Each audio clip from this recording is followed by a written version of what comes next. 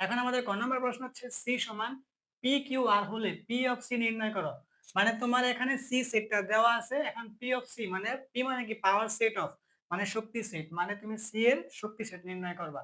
তো দেখো এটা একেবারে সহজ, আমরা করে ফেলবো। এটা হচ্ছে প্রথমত আমাদের ক নাম্বার দেওয়া আছে, আমাদের যে সি সেটটা দেওয়া আছে এটা যদি আমরা লিখি, তাহলে প্রথমত দেওয়া আছে আমাদের সি সমান দেওয়া আছে আমাদের কি পি কমা কিউ কমা আর, একদম খেয়াল করে দেখো। সুতরাং আমাদের যেটা বলছে যে পাওয়ার মানে পি মানে পি অফ সি মানে পাওয়ার সেট অফ সি মানে সি এর শক্তি সেটটা। তো শক্তি সেটটা নির্ণয় করতে গেলে প্রথমে একটা দ্বিতীয় বন্ধনী দিবা, পরে এখানে যে সেটটা আছে এই সেটটা হুবহু তুলবা, যে পি কমা কিউ কমা আর।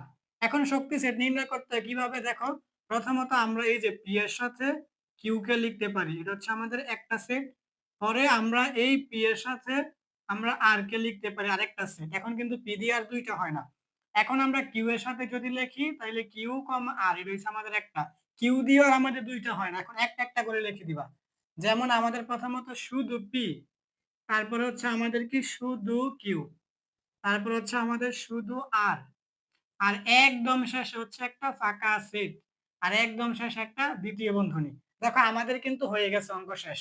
এখন আমাদের এটা হচ্ছে তোমার কি টু এর পাওয়ার এন শক্তি সেট বের করার নিয়ম। এখন এই যে টু এন মানে কি তোমার, এখানে সি এর উপাদান কয়টা, এক দুই তিনটা, তাহলে তোমার এখানে থ্রি হইব।